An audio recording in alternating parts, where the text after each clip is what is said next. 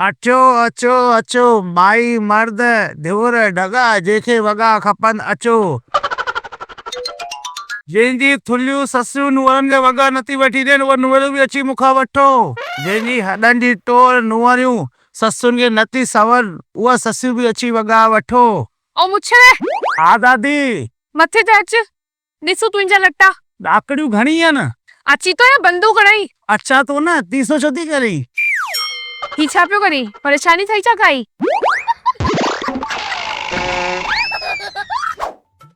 अरे भाभी अचो एक थुल्लो गाबे जहिड़ी शिकिल वारो मुच्छर वॻा पे तो विकिणे। मां मथे घुरायो थी मास।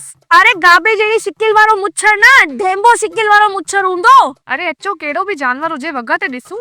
हल ॾिसास केड़ी मेरी शिकिल वारो मुच्छर आयो आहे। तू न ॻाल्हाए जी तू बस वॻा पसंद कजी अग मां पांजे पाणे लॻाईंदीसास।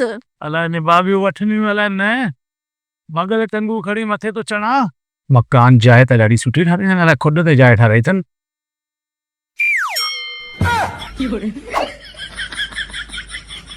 अचो वे जल्दी कोई बनो पिटारो बी छा थियो? केरु आयो? छा थियो? छा थियो? छा थियो? घने वांगुरु लंबी छो पियो? दादी आवाज़ त इंसान जी कढ मिरुअ जी त न कढ। तू दर बंद करे आई न तो पशी जी जाल अची वेंदी सुठा सुठा लट्टा खणी वेंदी पाण ओडे जा ओडे ही रहिजी वेंदासी। अरे हां भाभी बंद करे आई है तू दिखार मुझे वगा दिखार। ये ॿई लुंडियूं वेसा मुंहिंजी त दुकानदारी न थियण ॾींदियूं बोणी न थियण ॾींदियूं लुंडियूं। जल्दी खोल। ये ॾिसो ख़ासि सखर मां घुरायो आहे मां तव्हांजे लाइ। ऐं हीउ ॾिसो जैतून जे वण जी डिजाइन वारो वॻो तव्हां पाईंदा त ईअं लॻंदव जैतून। ॾाढा सुठा रोस न। वठो वठो दादी मस्त। अघु घणो आहे वॻे जो? दादी सुबुह जो वक़्तु अथव कूड़ न ॻाल्हाईंदसि। 1200 खां घटि कान्हे तव्हांजे लाइ सिर्फ़ु 1100 रुपया। तव्हांजी कसम दादी। निबागा कंदुबगा मुंहिंजी कसम छो तो खई? मां पांजे मुड़स जी इकलौती ज़ाल आहियां। त दादी ॿियनि जी 5-5 अंसा सभिनि जी हिकु आहे अञा त कईअनि जी खे त हिकु बि नथी मिले। वधीक ॻाल्हाई न मुच्छुनि खे वकड़ ॾेई पटे करे खीसे में विझी छॾनी सही।